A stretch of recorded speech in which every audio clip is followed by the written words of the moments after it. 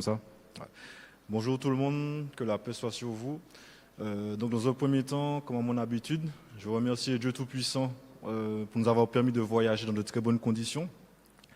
Ensuite, je tiens à remercier le groupe d'initiative de Bakou, son président Abbas Abazov, ainsi que tout le personnel qui l'entoure. Donc merci pour l'accueil chaleureux, pour l'organisation et également pour la logistique liée à cet événement. Merci aux médias présents et merci au public également d'avoir fait le déplacement. Alors malgré ce qui est indiqué à l'écran, je vais intervenir sur une autre thématique qui a été développée plus tôt.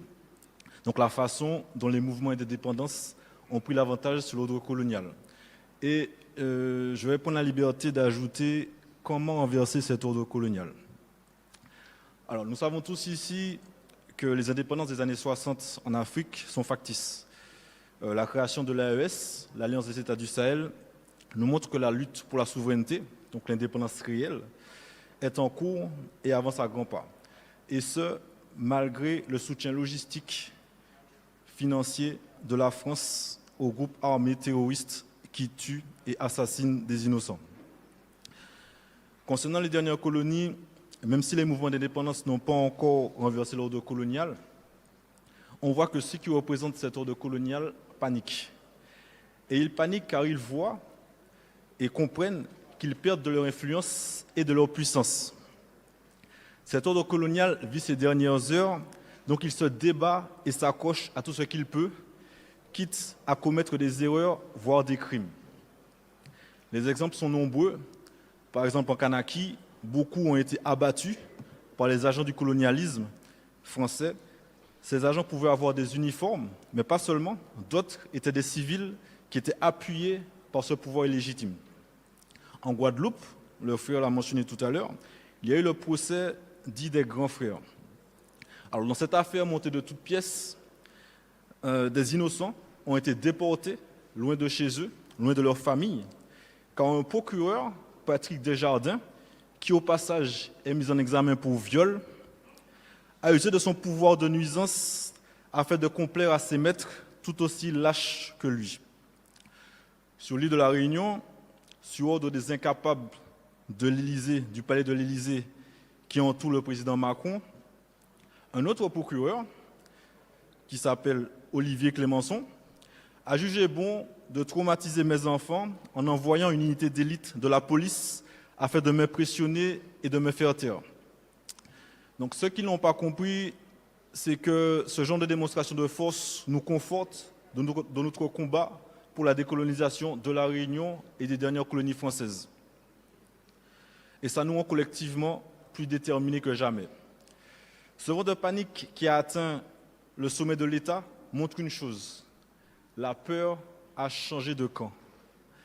De notre côté, nous avons la vérité historique, nous avons le droit international, nous avons notre partenaire, le groupe d'initiative de Bakou, et nous avons le Fonds international de décolonisation, le FID. Nous avons clairement l'avantage, mais n'oublions pas que beaucoup se sont sacrifiés pour que nous ayons cet avantage-là. Et je souhaite ici saluer le courage d'un homme en particulier, Aniel Boyer, du Parti Nation Réunionnais. Il a payé très cher son engagement, il le paie encore aujourd'hui. Donc nous tenons à le remercier pour son combat. Et si mes paroles lui parviennent, nous souhaitons lui assurer que la relève est là, consciente, avisée et déterminée. Avec Kaobuntu, nous continuons la lutte pour l'indépendance et la souveraineté de l'île de la Réunion.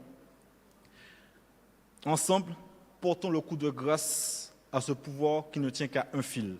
Renversons cet ordre colonial qui asphyxie nos peuples. Nous sommes unis au sein du Fonds international de décolonisation pour cet objectif. Menons-le à bien avec rigueur et mettons un terme au colonialisme français. Je terminerai en m'adressant à tous les peuples issus des territoires sous domination coloniale. Nous devons nous unir. Ne craignez pas ceux qui sont au pouvoir. Ce sont des pleutres. C'est à eux de nous craindre. Et croyez-moi, ils nous craignent. Ce qu'ils craignent, c'est que nous nous unissions pour reprendre le pouvoir. Ce qu'ils craignent, c'est que nous soyons organisés. Mais ce qu'ils craignent par-dessus tout, c'est que nous venions les chercher afin qu'ils rendent des comptes et répondent de leurs crimes. Donc, mes frères et sœurs, nous avons donc 3 objectifs.